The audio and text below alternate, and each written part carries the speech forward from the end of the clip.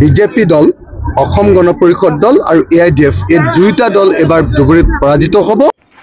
নমস্কাৰ বন্ধু বান্ধৱীসকল, অখিল গগৈয়ে নামনি অসমৰ ধুবুৰী লোকসভা সমষ্টিৰ চুকে কোণে কিন্তু নিৰ্বাচনী প্ৰচাৰ চলাই আছে। বিৰোধী ঐক্য মঞ্চৰ হৈ তেখেতে দিন ৰাতি একাকাৰ কৰি প্ৰচাৰ কাৰ্য চলাই আছে। ৰকিবুল হুছেইনৰ হৈ ধুবুৰী লোকসভা সমষ্টিৰ প্ৰাৰ্থী কংগ্ৰেছ প্ৰাৰ্থী ৰকিবুলৰ হৈ এনেদৰে প্ৰচাৰ কাৰ্য চলাই আছে। আৰু অখিল গগৈয়ে যলৈকে গৈছে তলৈকে কিন্তু হিল দোল ভাঙি ৰাইজ ওলাই আহিছে আৰু তেখেতক সমৰ্থন দিছে আৰু তেখেতৰ এই সমৰ্থন বিৰোধী ঐক্য মঞ্চলৈ গৈ আছে আৰু বিৰোধী ঐক্য মঞ্চৰ হাত মজবুত কৰি আছে অখিল গগৈদেৱে আৰু এক নতুন শক্তি যোগান ধৰিছে আৰু এটা নতুন জীৱন প্ৰাণ পাইছে এনেকুৱা যেন অনুমান হৈ আছে। আৰু বহু বিস্ফোৰক মন্তব্য কৰিছে, বদৰুদ্দিন আজমলৰ বিষয়ে বহুত মন্তব্য কৰিছে, বিস্ফোৰক মন্তব্য কৰিছে। সেইবিলাক আমি চাবলৈ পাৰিম, অকণমান পিছতে দেখুৱাই আছোঁ। যদি চেনেলটোত নতুন হৈ থাকে আপুনি তেন্তে ছাবস্ক্ৰাইব কৰিবলৈ নাপাহৰিব।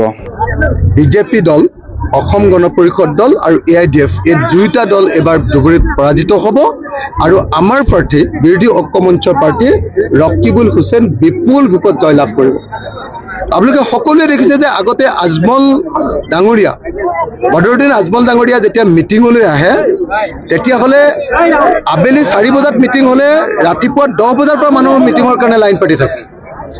এইবাৰ বিলাসীপাৰাত কালি মিটিং হৈছে, হেলিকপ্টাৰ লৈ আহিছে, মানুহ 200 উপস্থিত হোৱা। আগতে বদৰুদ্দিন আজমল ডাঙৰীয়াই যেতিয়া চাহ খাবলৈ কোনোবা এখন হোটেলত নামে তেতিয়া 2000 মানুহ নিজে নিজে জমা হয়। এতিয়া বদৰুদ্দিন আজমল ডাঙৰীয়াই গণসমাৱেশ পাতিছে, হেলিকপ্টাৰ লৈ আহিছে, কিন্তু মানুহ 200 উপস্থিত হোৱা নাই।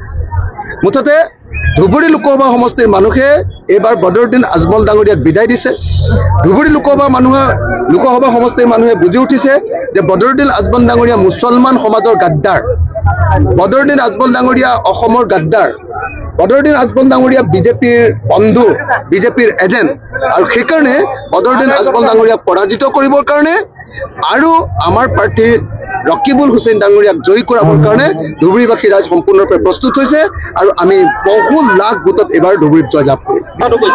আপুনি চাওক, যেতিয়া তেওঁ 15 বছৰ সাংসদ আছিলে, 15 বছৰ সাংসদ সময়ত তেওঁ 300খন বাদ দিয়ক 3খন মাদ্ৰাছাও বনাবলৈ সক্ষম নহ'ল। 3খন মাদ্ৰাছাও তেওঁ বনাব নোৱাৰিলে। এতিয়া তেওঁ সাংসদৰ পৰা বিদায় ল'ব কৈছে, মানুহে তেওঁক ভোট নিদিম বুলি কৈছে, তেতিয়া তেওঁ কৈছে যে তেওঁ 300খন মাদ্ৰাছা বনাব। কোনেওতো কোৱা নাই যে তেওঁক তুমি মাদ্ৰাছা বনাই দিয়া। কোনোবাই কৈছে নেকি? কোনেও কোৱা নাই। কিয় তেওঁ এই কথা কৈছে? কাৰণ মাদ্ৰাছা বনাম বুলি ক'লে, মুছলমানৰ মাদ্ৰাছা বনাম বুলি ক'লে হিন্দু মানুহে বেয়া পাব, আৰু হিন্দু মানুহে বেয়া পালে তেতিয়াহ'লে বিজেপিক ভোট দিব। গতিকে এই বিজেপিৰ প্ৰতি ভোট আনিবৰ কাৰণে বিজেপিৰ এজেণ্ট ৰূপে আকৌ এবাৰ বদৰুদ্দিন আজমল ডাঙৰীয়াই মুছলমানক বিপদত পেলাবৰ কাৰণে, সংখ্যালঘুক বিপদত পেলাবৰ কাৰণে, ইণ্ডিয়া মৰ্চাক বিপদত পেলাবৰ কাৰণে আৰু বিজেপিক সহায় কৰিবৰ কাৰণে এনেকুৱা ধৰণৰ উচতনিমূলক বক্তব্য প্ৰদান কৰিছে।